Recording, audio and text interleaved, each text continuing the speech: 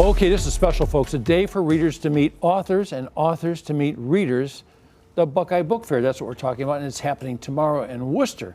And I'm joined by one of this year's featured authors. Welcome, New York Times, USA Today best-selling author, Cindy Williams Chima. Thank you. Nice to see you. Pleasure to be here. Yeah. And I'm really excited about being at this fair tomorrow. It's one of my favorites. It's one of those things, I imagine, where your characters come back to life because people are asking you questions about things you wrote or stories that involve the characters? That's absolutely true. And the hard part is, after you've written 15 books, some of your readers remember more about your books than you do, and they'll ask these really esoteric questions, and you're like, oh, I'm not sure I remember that detail. Or do you think sometimes the readers develop the character beyond where you took the character? Like they read something of their own personality into the characters? Absolutely, and that's really the magic of reading, because readers and writers are partners in story, and you both contribute to the final work, which is why I think so often we're disappointed when a movie is made of our favorite book. Oh, yes. It's almost like the more you loved the book, the more critical you are of the movie. How could a movie mimic your power of your own imagination? Exactly. Almost the characters look right? different, they miscast it. Yeah, so when some of my readers ask, well, when are they going to make a movie? I say, be careful what you wish for. So many authors. I mean, I've talked to a lot of authors and movie people, and so many authors are so disappointed when the movie comes out. Yeah, I mean, some authors have more control over that. Yeah, and it's difficult to get that control because the other side has all the money. Usually. They got all the gazillions. Yeah. So when did the beast get loose inside of you that you became a writer? Well, I started writing in 3rd grade. That was the first thing I did in school that I didn't get yelled at for, because I was, I think today I would be diagnosed with ADHD, but I was always on the wrong page without my project.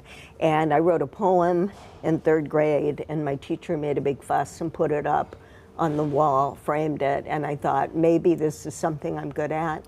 Yeah. Maybe I'll be a writer, and I've never stopped. You talk about that diagnosis, though, but I mean, people are always willing to label something they don't totally understand. And your imagination flushes out ideas bigger and maybe more brighter than others. The stories in my head were always more interesting than what was happening in real life.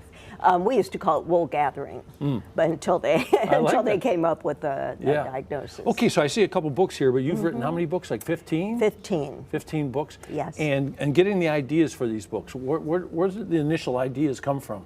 Well, the Warrior Heir, which was the very first book I published, came to me at a time when both my sons were 13 and 16, and they were, one was in high school, one in middle school. They were playing soccer. It brought all of the trauma and drama of school back to me.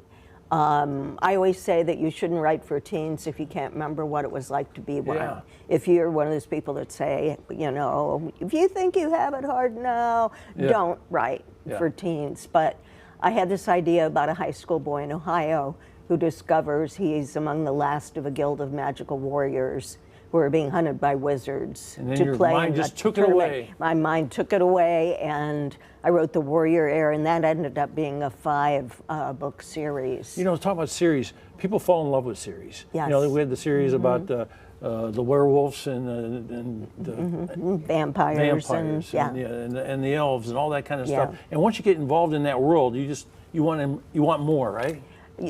A certain kind of reader is always going to want more, and certainly once you build a world. Now, I never get much credit for building Ohio. You know, it's like but I do have to put New Yorkers in Ohio because they don't know where it is, or you know. That's great. But, so you got a lot to think about when you're doing this. The great news is you'll get a chance to meet up with all your fans. That's tomorrow, right? Tomorrow at the Greystone Event Center. It's 9:30 to 4.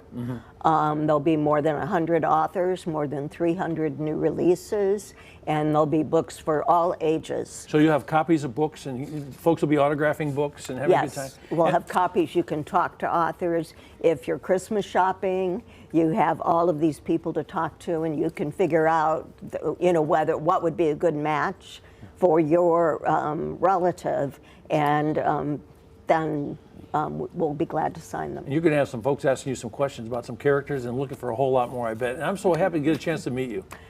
Glad to be here. Yeah, thank you very much.